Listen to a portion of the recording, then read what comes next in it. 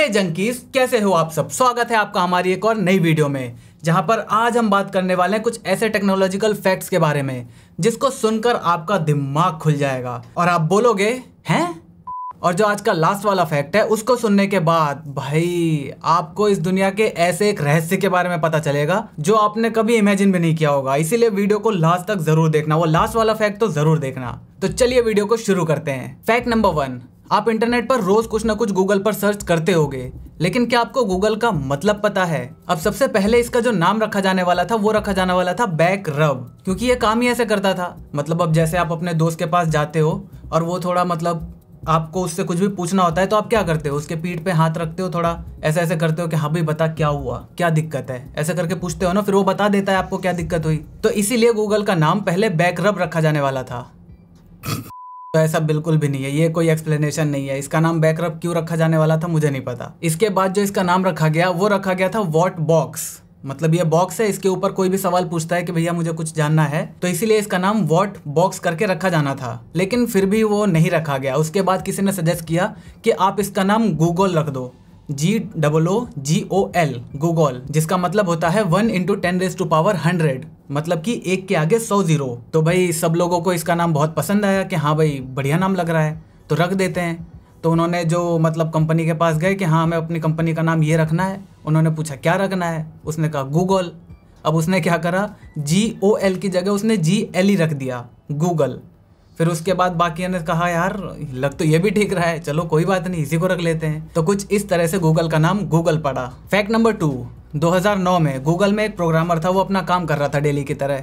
तो गूगल क्या करता है, कुछ ऐसी मलिशियस वेबसाइट्स जो कि या तो बैन कर दी जाती हैं या फिर किसी भी तरह से उनको पब्लिश नहीं करना होता, मतलब उन्हें अपने सर्च रिजल्ट में नहीं दिखाना होता, उसकी एक्सेस को खत्म करना होता है। तो वो क्या करता है, उसको अपनी बैन लिस्ट में या फिर जो ब्लॉक लिस्ट होती है उसमें डाल दिया जाता है। तो एक प्रोग्रामर ने क्या करा, उस ब्लॉक लिस्ट में जो / का आइकन होता है ना, उसको उसमें डाल दिया। तब हुआ क्या, इस दुनिया में जितनी भी वेबसाइट है उसमें ये स्लैश आते ही आते हैं। तो इस वजह से क्या हुआ, गूगल के थ्रू जितनी भी वेबसाइट सर्च करी जा रही थी कोई भी वेबसाइट नहीं चल रही थी। मतलब पूरा का पूरा गूगल ही डाउन हो गया था, क्योंकि हर वेबसाइट इस स्लैश को कंटेन करती है और इस स्लैश को उस प्रोग्रामर ने ब्लॉक लिस्ट में डाल दिया था। तो कोई भी वेबसाइट चल ही नहीं रही थी। तो 2009 में पूरे 1 घंटे तक गूगल का सर्वर डाउन रहा, सिर्फ इसी वजह से, सिर्फ एक कैरेक्टर की वजह से। सोच लो ये कोडिंग की दुनिया कितनी खतरनाक है कि एक कैरेक्टर भी पूरे इंटरनेट को डाउन कर सकता है। फैक्ट नंबर 3, आप लोगों को ये लगता होगा ना कि मेरा डेटा आखिर क्या ही कितना कीमती है मेरा डेटा। मतलब मेरे से कोई मेरा डेटा ले लेगा, मेरा फ़ोन नंबर, मेरा एड्रेस, मैं किससे क्या बातें कर रहा हूँ, अगर किसी को पता भी चल जाएगा तो उसकी क्या ही कीमत है, कोई क्या कर लेगा। तो अब मैं बताता हूँ इसकी कीमत क्या है। आपने व्हाट्सएप पे आज तक कोई ऐड देखी है? नहीं देखी ना। तो वो कंपनी चल कैसे रही है? क्या मतलब वो कुछ कमाई तो कर नहीं रही, तो इसका मतलब कि वो कंपनी की कोई वैल्यू होनी नहीं चाहिए। लेकिन आज उसकी मार्केट वैल्यू पता है कितनी है? $50.7 बिलियन। जी हाँ, ईस्टर्न यूरोप में एक देश है सर्बिया नाम का, उसकी टोटल GDP पता है कितनी है? 50.6 बिलियन। मतलब व्हाट्सएप की वैल्यू उस पूरे देश की वैल्यू से भी ज़्यादा बड़ी है। हार्ले डेविडसन का नाम तो आपने सुना ही होगा, जिसकी बाइक बहुत ही ज़्यादा फेमस है और बहुत महंगी भी। उस कंपनी की टोटल मार्केट वैल्यू आज के टाइम में केवल $6 बिलियन है। और अगर हम इससे भी बड़ी नासा, जो कि दुनिया की सबसे बड़ी स्पेस ऑर्गेनाइजेशन है, उसकी बात करें तो उसकी भी नेटवर्थ इस टाइम पर करीब 19.6 बिलियन के आसपास ही है। अब आप खुद ही देखो कि आपके डेटा की क्या वैल्यू है, मैं नहीं कह रहा कुछ भी। फैक्ट नंबर 4, एप्पल के प्रोडक्ट्स कितने ज़्यादा महंगे होते हैं, राइट? तो ऐसे में अगर मैं एक आईपैड खरीदता हूँ, 1 लाख रुपए दे के एक आईपैड खरीदता हूँ, उसके बाद मैं सोचता हूँ कि यार इतना महंगा प्रोडक्ट लिया है, चलो मैं लोगों को बताता हूँ कि मैंने आईपैड खरीदा है।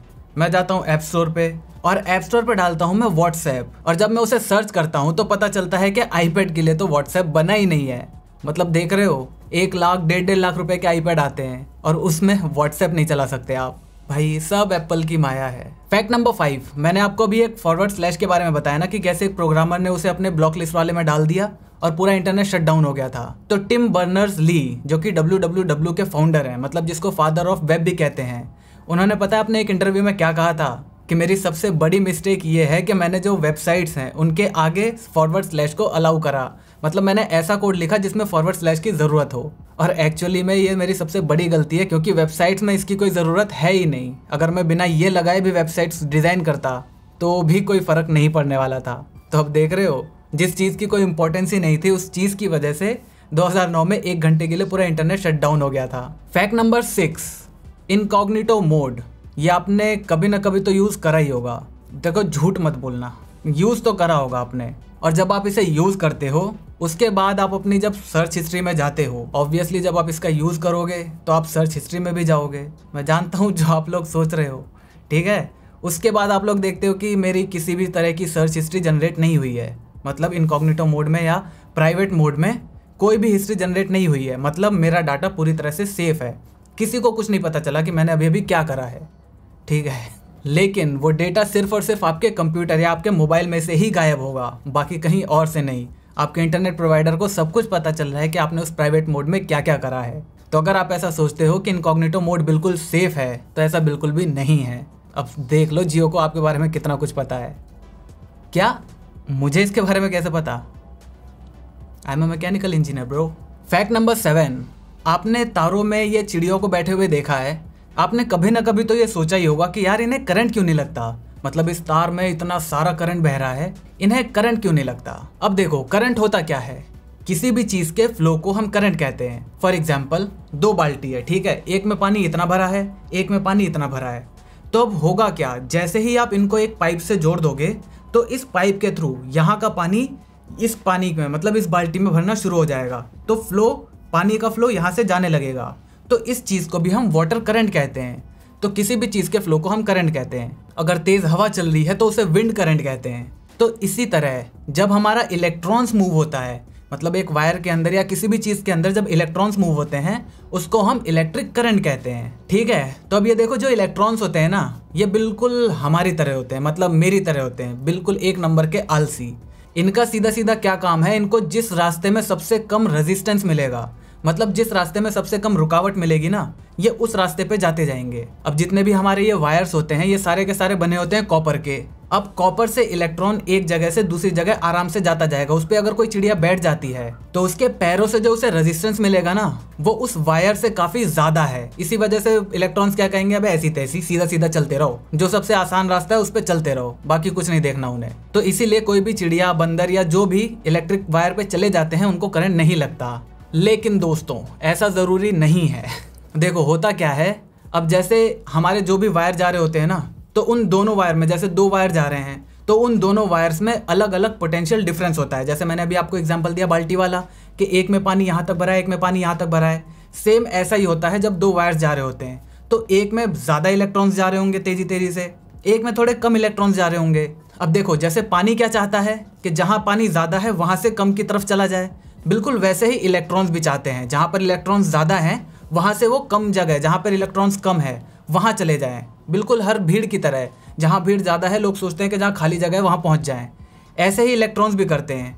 लेकिन अब क्योंकि वो एक आलसी आदमी है, तो अगर कोई भी चीज़ उन 2 वायर पे आपस में, जैसे दोनों, जैसे एक बंदर है, उसने एक वायर को इधर पकड़ लिया, एक वायर को ऐसे पकड़ लिया, तो अब होगा क्या, इधर वाले में इलेक्ट्रॉन्स कम है, तो इधर से जो भी इलेक्ट्रॉन्स जा रहे हैं उनको बहुत ज़्यादा डिस्टेंस ट्रेवल करनी है, मतलब बहुत दूर तक जाना है। लेकिन जब बीच में ये बॉडी आ जाती है, मैंने आपको बताया ना इलेक्ट्रॉन्स एक नंबर के आलसी होते हैं, तो जैसे ही बीच में ये बॉडी आ जाती है तो वो क्या देखते हैं कि भैया यहाँ से देखो, यहीं से रास्ता टर्न हो जा रहा है, मतलब हमारा शॉर्टकट हमें मिल जा रहा है, यहीं से हम कम इलेक्ट्रॉन्स वाली जगह पर पहुंच जा रहे हैं। तो वो उस कॉपर को छोड़कर उस बंदर की बॉडी में से बहना शुरू कर देंगे, क्योंकि उन्हें कम डिस्टेंस ट्रेवल करनी पड़ेगी ज्यादा इलेक्ट्रॉन्स वाले से कम इलेक्ट्रॉन्स वाली जगह में जाने के लिए। तो मुझे उम्मीद है आपको समझ में आ गया होगा। फैक्ट नंबर 8, 100 गूगल सर्च होने पे पता है कितनी एनर्जी यूज होती है? जितना 60 वॉट के बल्ब को 28 मिनट तक जला के रखते हो, तो उसमें जितनी एनर्जी कंज्यूम होगी ना, 100 बार गूगल सर्च करने पर भी उतनी ही एनर्जी कंज्यूम होती है। अब ये फैक्ट बताने का मेरा मेन मकसद पता है क्या था? खुद की प्रमोशन करना। भाई कौन छोड़ सकता है ऐसा मौका? हम करेंगे यहाँ पर खुद की प्रमोशन, क्योंकि मैं आपको रिकमेंड करने वाला हूँ ये वाली वीडियो, जहाँ पर आप देख सकते हो कि हमारा इंटरनेट कैसे काम करता है और वो कितना ज़्यादा पोल्यूशन क्रिएट करता है। अगर आपने ये वीडियो नहीं देखी है तो अभी जाकर देखो, नीचे लिंक डिस्क्रिप्शन में मौजूद है या फिर यहाँ कार्ड में भी आ गया होगा। फैक्ट नंबर 9, रोबोट्स का नाम सुनते ही आपके दिमाग में बहुत बड़े बड़े रोबोट्स या फिर बहुत इंटेलिजेंट रोबोट्स सामने आ जाते होंगे, राइट? लेकिन क्या आपको पता है इस दुनिया में ऐसे रोबोट्स भी हैं जिसको आप अपनी आंखों से देख भी नहीं सकते, मतलब उनका साइज 30 नैनोमीटर से 50 नैनोमीटर तक का भी हो सकता है। अब आप बोलोगे कि इतने छोटे रोबोट्स का आखिर काम क्या होगा? तो ये हमारे मेडिकल फील्ड में बहुत ज़्यादा इस्तेमाल किए जा सकते हैं। क्योंकि अब देखो, जैसे हमें कोई दर्द होता है, जैसे मान लो मेरे हाथ में यहाँ पे कोई दर्द हो रहा है, तो मैं दवाई खाता हूँ, वो दवाई मेरे पेट में जाएगी, उसके बाद वो धीरे धीरे पेट में घुल के हमारे खून में मिक्स होगी और फिर वो खून हमारे पूरी बॉडी में सर्कुलेट होने के बाद यहाँ पर आकर पहुँचेगा, राइट। लेकिन इन रोबोट्स की मदद से हम पर्टिकुलरली एक टारगेटेड एरिया में अपने ड्रग्स को यानी अपनी दवाई को पहुँचा सकते हैं। जैसे यहाँ पे मुझे दर्द हो रहा है तो डायरेक्ट वो रोबोट्स यहाँ पर जाएंगे और जितनी दवाई है उतनी रिलीज कर देंगे जितनी ज़रूरत है। तो है ना ये काफ़ी कमाल का इनोवेशन। फैक्ट नंबर 10, इकोबॉट्स एक ऐसे तरह के रोबोट्स होते हैं जो कि जितने भी वेस्ट है ना उसको एनर्जी में कन्वर्ट कर सकते हैं। मतलब सारे वेस्ट को नहीं, बहुत सारे वेस्ट को एनर्जी में कन्वर्ट कर सकते हैं। और अगर मैं इसको एक्सप्लेन करने जाऊंगा तो ये वीडियो बहुत ज़्यादा लंबी बन जाएगी। तो अगर आपको इसके बारे में डिटेल वीडियो जाननी है तो नीचे कमेंट करके बताना, मैं इसके वर्किंग के बारे में एक डिटेल वीडियो बना दूंगा। तो अब आ जाते हैं दोस्तों अपने सबसे भयंकर सवाल पर, मतलब सबसे भयंकर फैक्ट पर। ये फैक्ट जानने के बाद आपको दुनिया की सच्चाई के बारे में पता चल जाएगा। इस फैक्ट से ज्यादातर वो लोग रिलेट कर पाएंगे जो कि दिल्ली या दिल्ली के आसपास में रहते हैं। तो देखो, फैक्ट ये है कि कल रात मैंने एक वीडियो देखी फ्लाइंग बीस्ट पे। तो उसमें गौरव भाई ने मुझे बताया कि जो हम कहते रहते हैं ना दिल्ली वाले कि यार बहुत ज़्यादा सर्दी है, बहुत ज़्यादा ठंड है, फट रही है मेरी, तो ये फटने का मेन मतलब पता है क्या है? ये देखो, इससे क्या साबित होता है? बोलते ना भाई इतनी ठंड थी फट गई, भाई इतनी ठंड थी कि फट गई। तो कल जाकर इस रहस्य से पर्दा हटा है कि क्यों लोग कहते हैं कि ठंडी की वजह से मेरी फट रही है। तो मुझे उम्मीद है इस महाभयंकर घटिया जोक की वजह से आपको आज रात नींद नहीं आने वाली। तो इसीलिए इस वीडियो को लाइक कर देना, अगर चैनल पर नए हो तो सब्सक्राइब करके इस घंटे वाले बटन को दबाना बिल्कुल भी मत भूलना, क्योंकि हम रोज ऐसे ही ज्ञान बांटते रहते हैं। जय हिंद, वंदे मातरम।